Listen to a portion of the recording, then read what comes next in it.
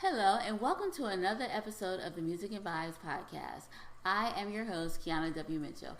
Guys, I hope all is well with you. I know we've all been in quarantine, but the good thing is I think that some states are starting to relax their strict quarantine rules and guidelines, and so you may still be getting out. Guys, I just want to say, if you are going out, please continue to be safe because right now we still don't have a vaccine and we still don't know a way to keep from spreading it. I mean, we do, aside from quarantine. But I just want to say, if you're going out, please go out and be safe. Do the social distancing, use a mask, whatever you have to do, please do it. Now, I know sometimes masks feel ridiculous. I feel terrible. I feel silly going out to stores now. All right, don't laugh at me, but the kind of mask I have, I'm looking for a fashionable one. So if any of you know of a fashionable mask, please let me know where I can find one. Because right now, I don't have a fashionable mask. If anything, I have like that YouTube face mask where you make from a sock. And it's funny because I refuse to buy one. I just keep washing that one. Every time I go out, I wash it. Then if I go out again, I use it. But I have been staying at home for the most part. And unless I go shopping or going to the grocery store, I do not leave. And even with that, I wear my sock mask. So I'm looking, I'll probably just buy some masks online and just get those. Or I might just find a fashionable mask, which is what I really want to use because I feel silly wearing my sock mask. But then aside from that, it's very difficult to keep lip gloss on. And I love, love, love lip gloss. Like, that is my most favorite thing of all times. I have so many things of lip gloss. It's ridiculous. I can just have like a stack of them. And then I use some of them and then I mix the colors and stuff. But right now I just feel weird because I cannot use any lip gloss. And when I put it on, it always gets on my mask. So that has been an adjustment for me because I love lip gloss. But with that being said, I think that safety is more important than lip gloss. And I'm sure eventually we'll be able to go back out without wearing a mask and I can resume my lip gloss. Or I can do what I do now, just wear it in the house. Of course, no one sees it. Well, my husband and my kids. But aside from that, no one sees it. But I'm good. And I'll say that. I'm good. So, guys, I just want to encourage you guys to be safe. Continue to use your precautions or whatever it needs to do. Because I would hate for any one of you to get sick or anyone in your family to get sick. So, be safe. Use precautions. Wear a face mask. Social distance. Wash hands. All the stuff we're told to do. And so that when we do go back out into the public, we will be able to be safe and kind of get back to resuming slightly normal life again. So that is what I want to say.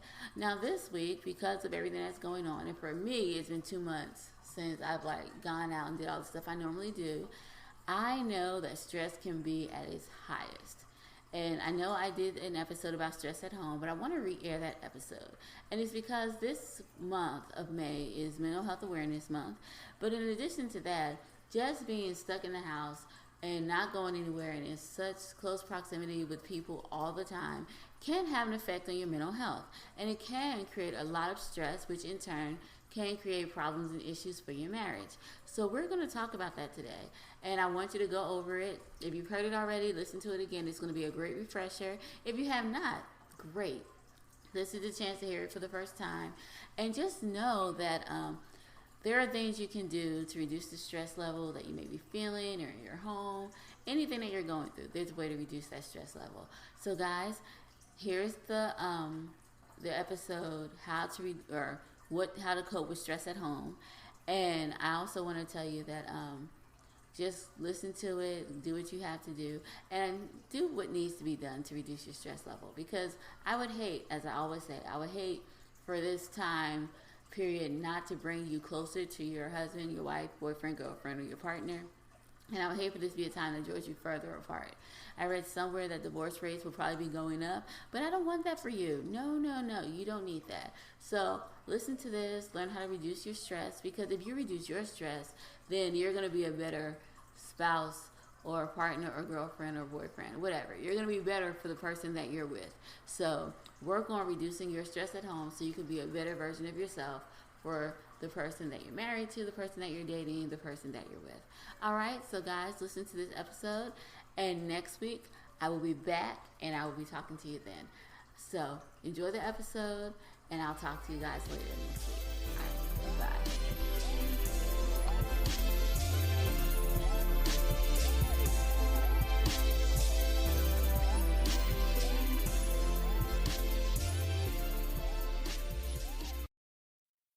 Today on the podcast, I would like to talk about something that I think a lot of us are experiencing right now, and that is how to deal with stress at home. Now, I don't know about you, but for me, it has been almost a week and a half of staying in the house. And even though things are good, things, yeah, they're really good. I can't really complain about it. But there are some stressful things about being home as well. Like, for example, yesterday I told the girls I would take them outside for a walk around the neighborhood. And I did this just to get them out of the house, a little exercise here and there. However, when we went outside, it was raining lightly. So I told them, I was like, guys, we can't take our walk today. We have to go back inside the house and we have to just walk another day. Now, normally this wouldn't have been such a huge issue. It's common sense. If it's raining, you cannot really walk outside. I'm not going to get wet walking outside unless I'm walking and then it starts to rain. But if it's already raining, there is no way I'm going to just go walking outside. So I couldn't take them, and they understood this, whatever. But this time, all three of the girls, the 14-year-old, 13-year-old, and 11-year-old, all had meltdowns because I would not take them on a walk in the rain. Like, they were upset, they were crying, it's not fair, you promised. I'm just like, it's raining outside. I really tried to go. I walked outside, so apparently I'm going through with my end of the bargain. I cannot control the rain, but they were upset about it. They cried, they had fits, not really tantrums, they're older now. You know how that is. Like, silent treatment, don't want to talk to you, upset, should have taken me out anyway, that kind of thing. Eventually, they did calm down, and they admitted to me that they understood why I did not take them on a walk, but that they were just disappointed because they were looking forward to it all day, and since they hadn't been out of the house a lot, they just wanted to get out and do something, which I get. So I'm sure that if my preteen and my teenage daughters are feeling this way, then let's be honest, that we adults are in the same situation, and all the adults in the house, we are feeling a little stressed as well. Have you found yourself easily irritated or getting annoyed and frustrated over like the silliest things and you're just like, man, I don't know why I got mad at that? Well, if you answered yes to any of these questions, then yeah, you're dealing with some type of stressor. And here's the thing, everything in your life right now might be going great, but with all the uncertainty that we are experiencing and the fact that none of us knows when we will be able to get back to our normal routines or when it's really a safe thing to actually leave our house and go out and do things. Oh, and let me mention the whole elephant in the room, which is the fear of the unknown with the coronavirus. I mean, scientists are still learning about it, and all the information that we are getting from the news and the CDC, and yes, even from Facebook, can seem overwhelming at times because this is all everyone has been talking about for the past 2 or 3 weeks. So we're constantly being saturated and bombarded with information about the coronavirus. And I don't know about you, but just hearing so much negativity and all this stuff about the economy, it's kind of stressful for me. And I'm sure you're beginning to feel the effects of what we are all going through as a global community. So if that is the case, it's no wonder that a lot of us are feeling stressed and overwhelmed. And if what I'm saying is resonating with you, then good. You've identified that you're feeling stressed out right now, which is totally awesome because before you can begin to make positive changes in your life, you must first recognize the problem. And then, and only then, can you begin to make the changes that you need to make in your life. So, if you're feeling stressed out, then imagine how it is affecting your kids and even your marriage. Stress can affect our marriage in so many different ways. It can affect our behavior and the way we act toward our spouse. Stress affects us emotionally, which also affects our spouse, because if you're upset and you're crying or you're stressed out and you're irritable, you are not going to be like the best you can be. You're probably going to be a little irritable, snappy, give like quick remarks, like maybe be cold, maybe snap at them a little bit more, be irritable. I mean, it's going to affect your relationship and it's going to affect your spouse. If stress affects you physically, where you're like sick and it gives you headaches and stomach aches and you just can't cope and it's just affecting you in such a way physically that you have to like maybe lay down or you can't focus and do what you have to do, then it affects your spouse as well. And even if stress affects you physically, it affects your spouse. Now, stress can also weaken your immune system and cause you to feel sick, which is the example that I mentioned with stress affecting you physically. Some examples would be like a headache, a stomach ache, anxiety, panic. I mean, all of these things can happen when you are stressed. And none of this is good for you or for your marriage. So today we're going to discuss some things you can do while you are home to cope with the stress that you may be feeling. I think the first thing that is very good for all of us to do, which all of us think we do, but we don't, is to express yourself. Now, I know for one, I do sometimes have an issue with expressing myself. And it's weird because I talk all the time. But when it comes to like sitting down and telling people exactly how I feel, I don't always do that. It's like I'll internalize it. Like, oh, they know they shouldn't have done this because I feel this way or whatever. So I'll get mad at someone, even though I haven't even told them why I'm upset, because I'm like, you should already know because you did it. Well, they cannot already know because they can't read your mind. So if you feel in any way while you're at home during this time that you have been mistreated by a family member or someone in your house, what you should do is speak up, talk to them, express what's bothering you. But you have to do it in a way where you're not making accusations and being accusatory and telling them, it's your fault I'm here in this house and it's your fault that I feel this way. No, that's not how that works out. You should say, remember when I'm going to use a kid, for example. Let's say your kid breaks something or whatever, and you're like, remember you broke this? It made mommy feel sad because you didn't listen or whatever. Or if your husband does something, or your wife, and they does something that make you feel upset or frustrated or irritated, you could just wait and you like, when you're in a calm and state of mind where you can actually talk, you can say something like, remember when you said this or when you did this? Well, it made me feel this way because at the time you said it, I was feeling such and such. So this is how it made me feel. And then you can go from it from that level. It's always best to go with how it made you feel instead of you did this to me, because no one wants to be accused of anything. No one wants to be attacked. And the whole you did this to me or you said this, it is one where it's coming off as you attacking that person. But if you're just explaining about your feelings and how it made you feel, then that's a better way of handling things. So number one, express yourself. If you are in the house, I know it sounds crazy, you need to slim down your schedule. So do not give yourself an overwhelming home to-do list, because that's just going to lead you to more stress. So if you thought that this time at home was going to be a time you're going to clean up the house and you're going to paint and do all the stuff you never did in the 5 years that you had the house, you're going to do it all in this 3-week period, then you are setting yourself up for failure and tons of stress. Do not do that. Maybe pick one activity that you want to do at the house a week, and then do that. Prioritize which one is more important to you, and then go from there. Now, if you're working from home and you're like, oh, this is a good time for me to catch up on all my work and all of this, nope, not a good idea. Do not do that, because you are going to stress yourself out. Because the key is the more you have to do, the more overwhelmed you feel, and the more stressed you're going to be. So you have to slim down that schedule. So if you have a list of things to do for the day, if you're working from home, go with the one that needs to be done first. That's the most important.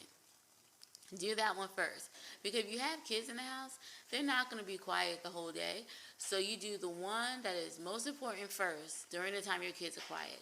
Then the rest of the ones that are least important, you can get those done, but you can do them at different times. And give yourself room and space to work and do these things. Don't hold yourself so accountable to a schedule.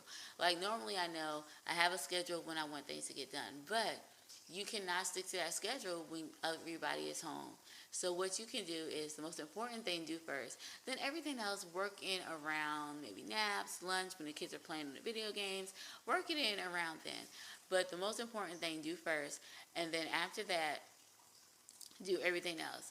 And here's another thing. Learn how to say no. Don't take on so many commitments.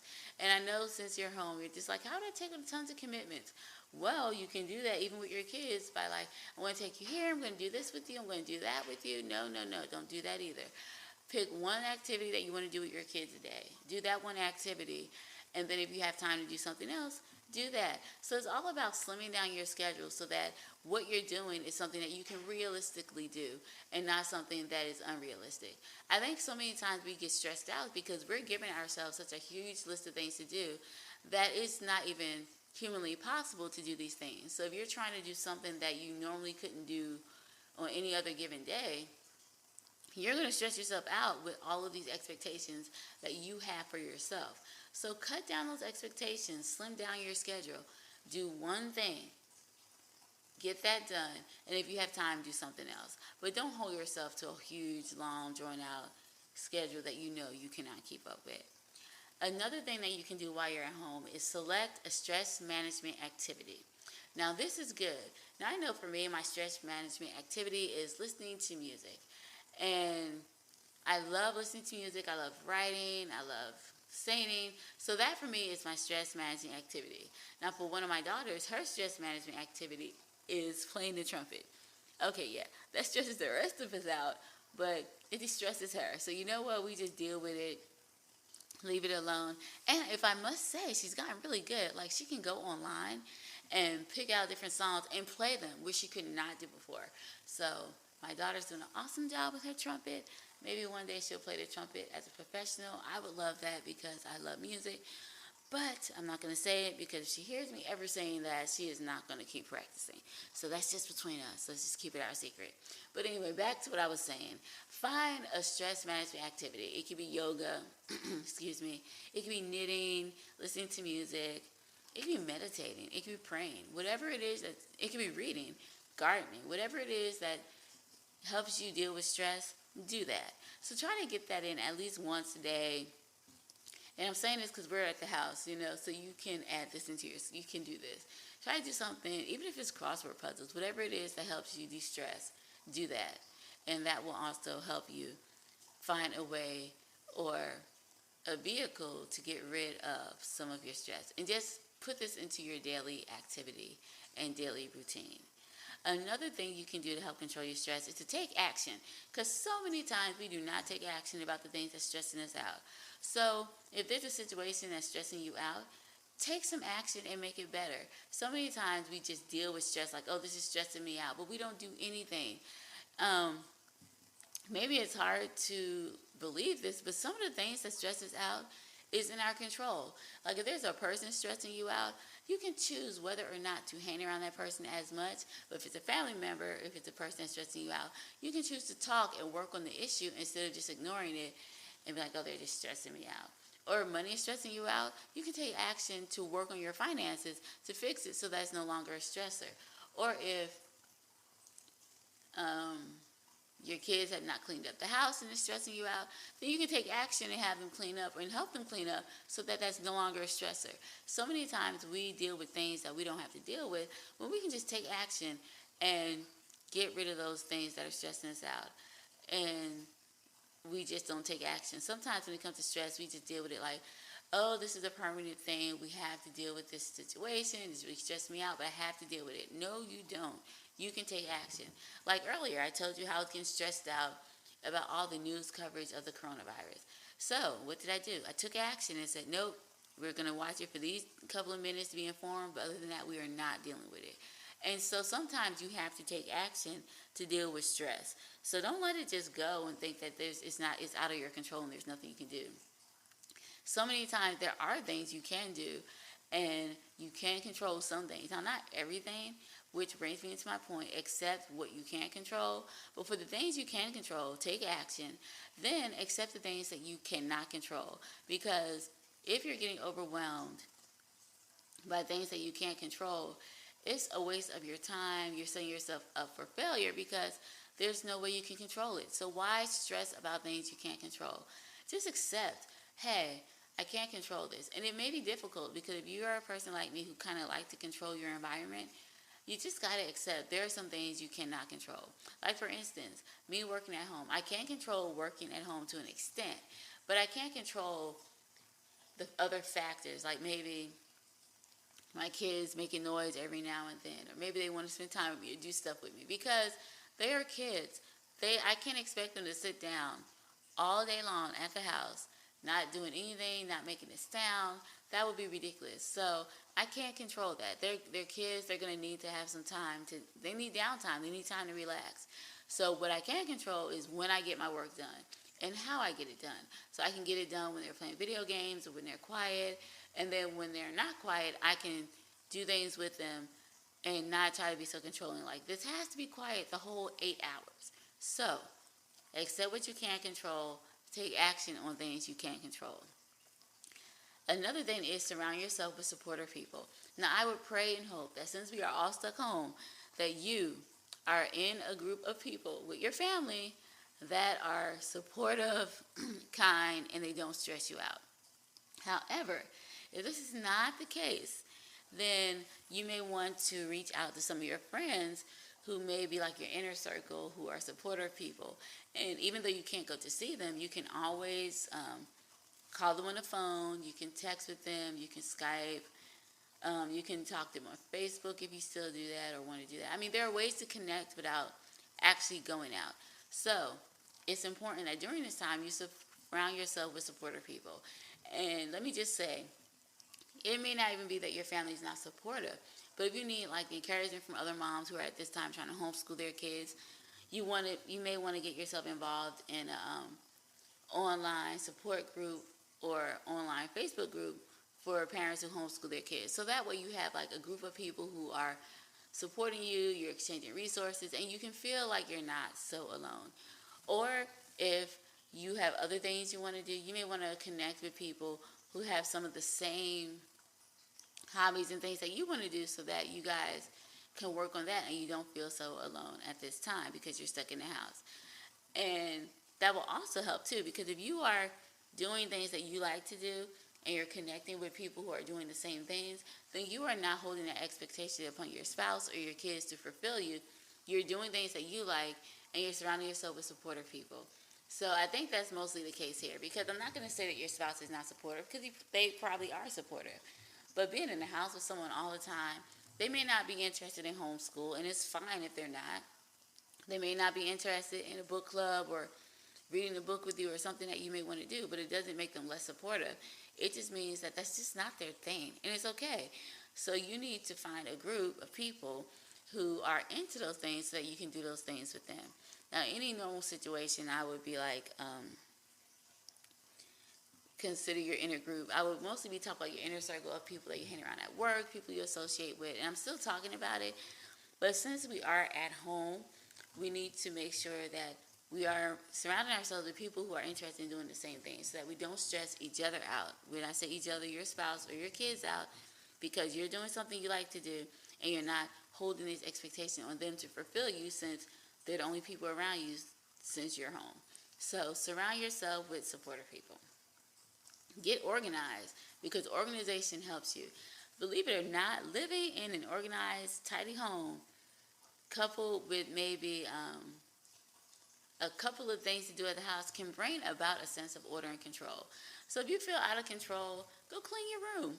If you feel like things are like really stressful, clean the house, sanitize it, or whatever. Make your house a nice, comfortable living space for you. And when you do this, it will help you because you're not getting frazzled. Believe it or not, sometimes the environment that we place ourselves in is the cause of a lot of our stress and anxiety. So if you're living in a house that is cluttered, dirty, messed up, and it's not like a good living space or a good environment for you, then that also can be part of your stress, because clutter can cause stress. And your house usually resembles your mindset. So if you want to declutter your mind, declutter your house. If you want to clean up what you think about yourself and what you think about other people, clean up your house.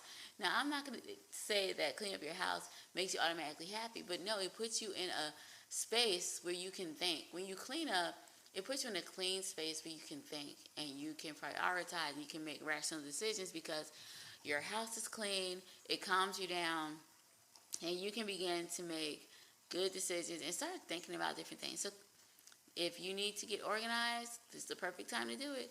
Organize your house so you can have some sense of control, which will decrease your stress and help you to cope better. Is that making sense?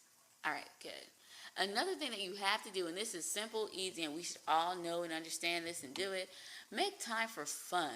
Like, the simple things in your house can step up happiness. So if you want to play a game with your kids or with your spouse, play a game, watch a movie together, make popcorn together, make lunch together, take a walk. Just do something fun. Because when you do fun things, it can step up your happiness. It takes away your stress because you're no longer worrying about the things that you're worrying about. You're doing something fun. Even if it's something simple like reading to your child, playing with a pet, do something fun. And that can also help you cope with the stress that you may be feeling. Create a personal space. Now, this is important. You may not have a huge mansion, so you may not have a room to yourself. You may not have an office. But there has to be some place in your house where you can go and feel a sense of calm and peace. Whether it's your garden, it can be the front porch when you sit out there. Like for me, in my living room, I have like, my kids laugh at it because I call it my office. It's not even a big office space, to be real. It's like one of those little desks you can buy from Walmart. I have my laptop on it. I have two little cubby things beside it where I can put my work. I have my microphones. I have two of them now. I have my microphones for podcasting, recording. I have all my stuff in like a little area. And it's not even huge, but it's my space. And I can decorate that space however I want to because it's my personal office. So I have my own little space. And I know that whenever I go to this little space, my office, I can go there, I can relax, I can work. I just feel peaceful because this is my area. So just get an area. It can even be a chair. Like if you just have a chair and you sit in a corner, like this is my space, whatever it is, let that be your personal space where you can relax. Whenever you want to relax or feel comfortable, go to that space so you can sit and relax and be comfortable. It could be anywhere. And you can do anything in that little space, but that's your place where you can relax and get away from what's happening in your home or in the world. But right now, in your house. So go there, create a little personal space, and go there to make that space a comfortable space where you can relax and calm down and just de-stress. Infuse your home with calm. Now I know you're like, how in the world do I infuse my home with calm? Easy. It's not as difficult as it may sound. Now, I know everybody have different things that seems to calm them down. Like for me, music calms me. For other people, one of my daughters, she likes to listen to, what noise is it? Like the nature sounds that calms her down. So if having like candles and good smells in your house calms you down, then do that. If having classical music played in your house, whatever it is in your house that calms you down. It could be plants, it could be rocks, natural elements, it could be a cool painting on the wall, calming colors, soft lights in your house, whatever it is. Do that to infuse your house with a piece of calm. So when you walk into your home, it's like a zen spa for you. Whatever you need to do to make that happen, just do that. Make your house a calming place so that when you come home, or now that you are home, you can just be in a place where your house is calm, where you feel calm, and that the atmosphere is conducive for a calming, peaceful environment. So infuse your house with calm. And another thing that I want you to remember is that when you're feeling stress, is that stressful feeling is temporary and that is not a permanent feeling. So many times we get stressed and we're just like, oh my goodness, and it's just like something that takes over you and you don't think of it like, okay, I'm feeling stressed right now, but this is temporary, I'll get over it. It just takes over you and you be stressed for days and months or whatever. Stress does not have to consume your life. You can be stressed, but realize this is not a temporary feeling. You're just stressed because of what you're dealing with right now. And you know what I always say, just because what you're feeling right now in this moment may be stressful, it does not mean the next moment you're going to feel stressed. It does not mean the next moment things are not going to get better for you.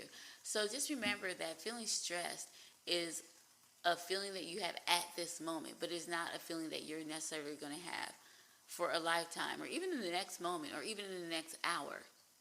So it's important to do what you can to control what you can control, take action, accept what you can't control.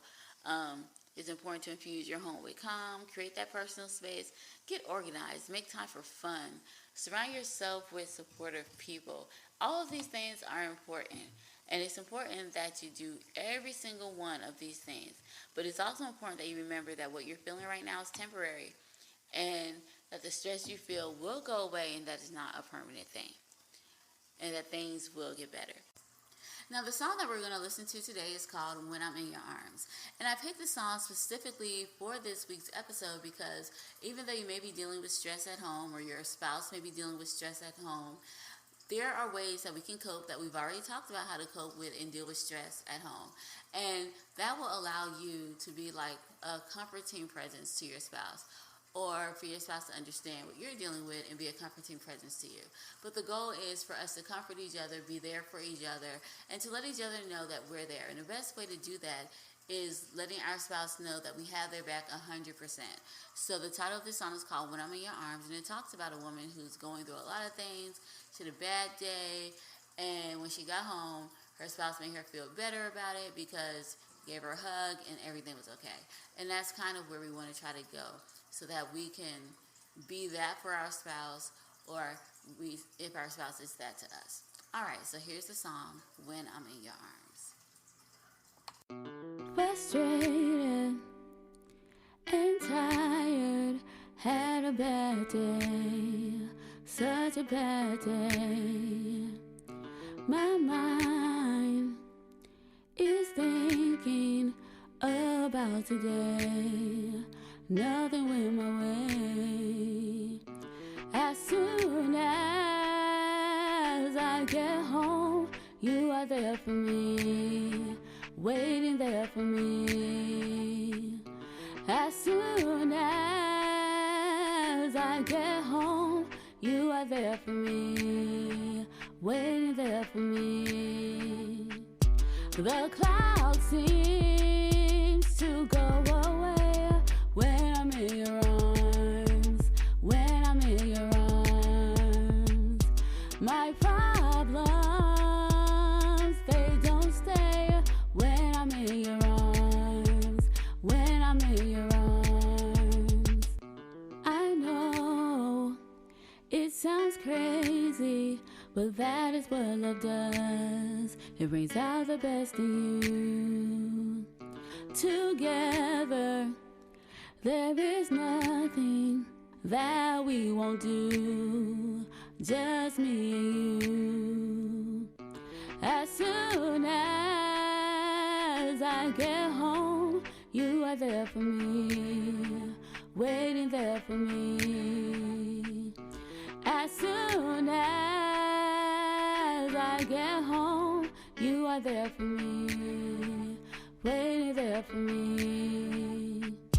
The cloud seems to go away when I'm in your arms, when I'm in your arms. My problems, they don't stay when I'm in your arms, when I'm in your arms. I need you, I need your love, I need you, I need your love, I need you, I need your love, I need you, I need your love.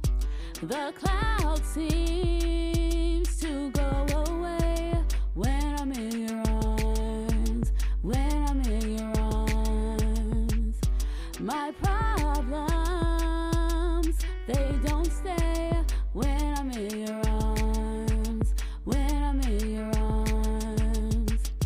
The cloud seems to go away when I'm in your arms, when I'm in your arms. My problems, they don't stay when I'm in your arms, when I'm in your arms.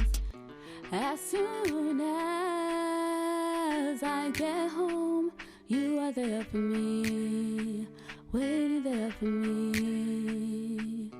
As soon as I get home, you are there for me, waiting there for me. Before I end the podcast, I would like to take the time to thank Unique Music for their continued support and sponsorship of the Music and Vibes podcast.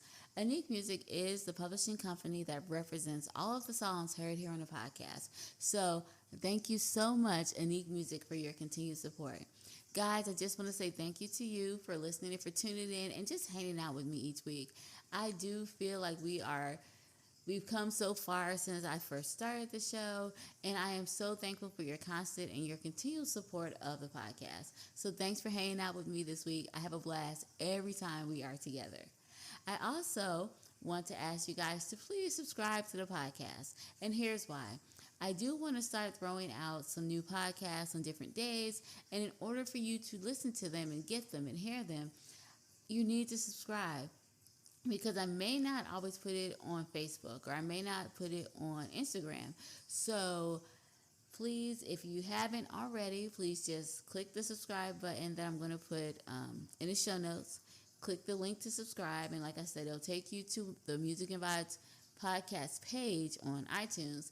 Click the listen to on Apple Music, and then you'll see it'll take you to the page where the subscribe button is. So then just click the subscribe button, and you will be subscribed to the podcast. I also like to encourage you to share the podcast with any friend or family member that you have who needs this episode. I know that this episode is probably going to help people, and aside from helping people, I know that it's encouraging to know that you don't have to fight. Now, when I found out about fighting fair, it was the best thing ever for my marriage, for my relationship, for everything. So if you know someone out there who needs to know how to fight fair, please share this episode of the podcast with them so that they will also know how to fight fair. Guys, if you ever want to contact me or want to talk, I can be reached on the Music and Vibes Facebook page. You can just message me, or you can just send me an email or you can just go to our webpage, which is musicandvibes.com, and send me a message under the contact section. All right, well, I think that is it. Any questions for me? All right, I don't think I have anything else either. So if you guys think of anything, you can contact me on the Facebook page, or you can just go to musicandvibes.com and press contact and leave me a message. All right, well, guys, I think that's all for me today. So thank you so much for hanging out today, and I'll see you next week. Bye. Oh.